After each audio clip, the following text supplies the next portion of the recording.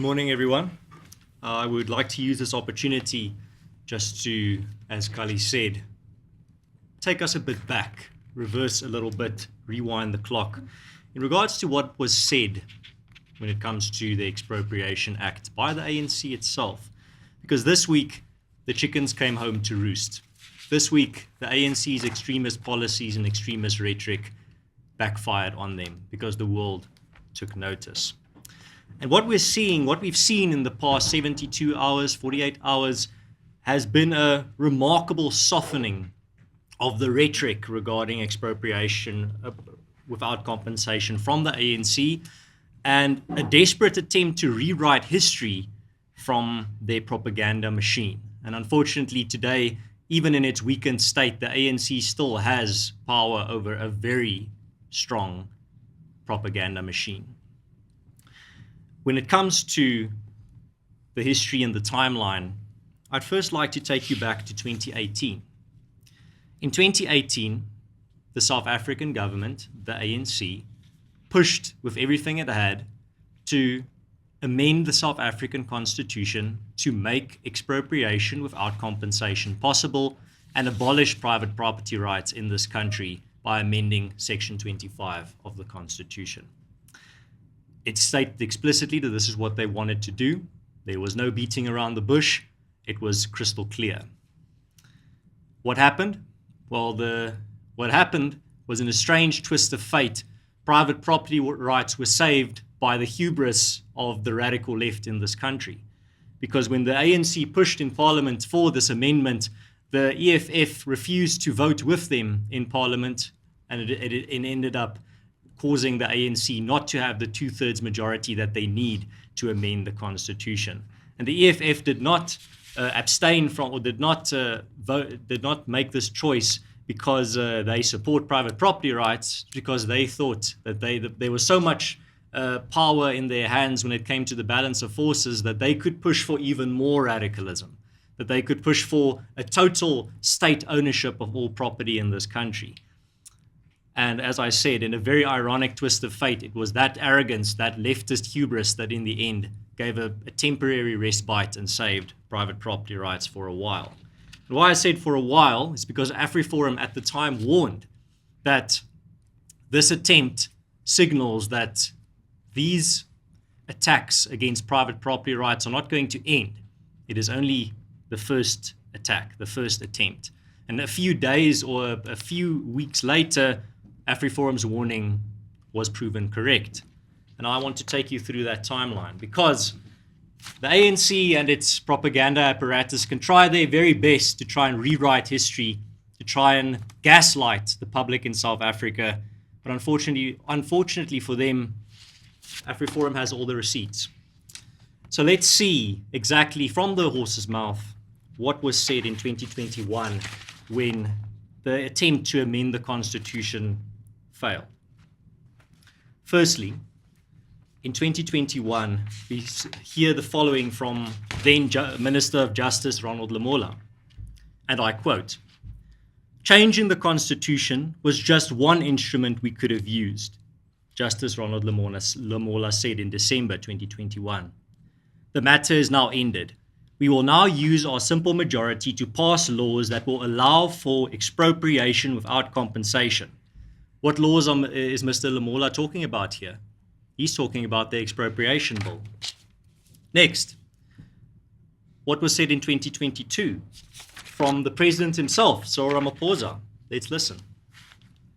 Cyril Ramaphosa tells the media, "The ANC will implement its resolution on the expropriation of land without compensation despite the refusal of other parties in Parliament." That's the president of South Africa, 2022. Now let's fast forward to 2023. Let's see what the president, has he changed his tune, or is he singing the same tune? In an address by President Cyril Ramaphosa to the ANC at the ANC Manifesto Review Rally, 4th September 2023, let's see what the president says here. And I quote, "We will pass the expropriation bill, which is currently at the NCOP, and will grant the state the authority to expropriate land for public purposes or interests and establish that null or 0 rand compensation will be deemed just and equitable in accordance with the law. Let's fast forward a little bit more. 2024. It's not just the President and Minister Ronald Lamola that are making these statements. Deputy President Paul Mashatile made sure that the ANC's stance on null compensation and what they intend with the expropriation bill is crystal clear, to ensure that there's no misunderstanding what the ANC mean with this act. Let's see what Deputy President Mashatile said in 2024. Deputy President Paul Mashatile has reaffirmed the government's commitment to expropriation of land without compensation. But let's go to his direct quotes.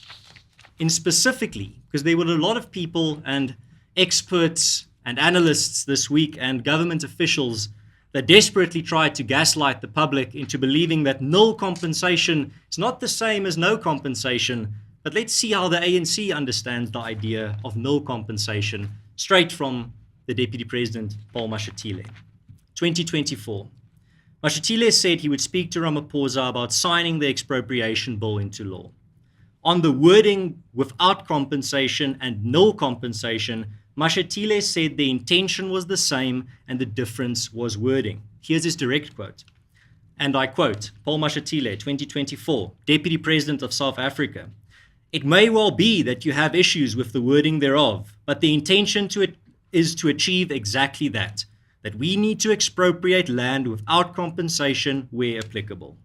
Mashatile continues, and I quote, we use the words in the act that we should expropriate land if it is in the public interest. The issue of null compensation I will look at, but my sense is null compensation means you don't pay, end quote. Ladies and gentlemen, the ANC is not beating around the bush. They are very clear. They have been very clear what their intentions are with the Expropriation Act and what null compensation means. AfriForum doesn't need a memory like an elephant. You just need a memory of a 5-year-old to remember what has been said in 2024, in 2021, in 2022. Now let's broaden the focus even more. Who is this ANC that are making all of these claims? It's the same ANC that still in 2025 hails Robert Mugabe and ZANU-PF as heroes. It's not an ANC that condemns the land grabs and expropriation without compensation that destroyed Zimbabwe. It is an ANC that looks at that undeniable history and says, this is not a problem. This is something that should be applauded. That's the ANC that we're talking about here. And then they act as if they are astonished that people don't believe them when they say they respect private property rights and will respect private property rights. I think James Myburgh, the investigative journalist, summed what happened this week brilliantly. And I want to read his quote because I can't say it any better. James Myburgh wrote this week, and I quote, the Trump administration's efforts to pressure the South African government to close the door that the Expropriation Act is trying to open represents the first time in living memory that the leader of a Western democracy has sought to check the ANC's kleptocracism as it enters its final and most ruinous phase, rather than excuse, enable, or profit from it. Given this history, and the apoplexy that this has provoked among sections of our commentariat with cries of lies and treason, it is truly breathtaking to behold this sight, end quote. This week, it was a busy week, but I'll sleep this weekend. Maybe I'll sleep the next long weekend. I see April has a lot of them. But this week, the wheat was separated from the chaff. A line was drawn between those who only oppose expropriation without compensation when it suits them and those who stick to their principles even when they are under relentless onslaught. If you read the horror stories that come out of Zimbabwe under Mugabe's land grabs and are not willing to do everything in your power to prevent that hell from happening in South Africa, even when it's only the first step towards it, history will not look back on you kindly and I hope your conscience gives you no rest.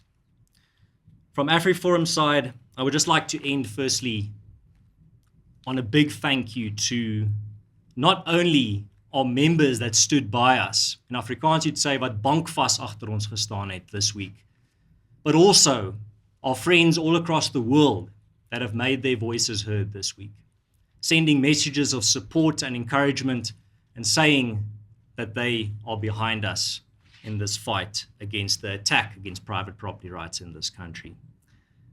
My inbox personally has been overloaded with positive messages of encouragement and support. I've not even gotten to replying to 10% of them, but I promise people that I will. And it really puts petrol in AfriForum's tank to keep fighting. The amount of support that we've seen has really given us the encouragement we need to continue fighting, because there is a massive propaganda machine that has been activated against us. There is a massive onslaught against us, many lies and misinformation being peddled to try and discredit AfriForum. For what? For the crime of telling the truth? Well, unfortunately, for those attacking AfriForum, the truth fears no investigation. Do not just believe what AfriForum says, research what AfriForum says, and you'll realize that every single time we will be 100% on the money.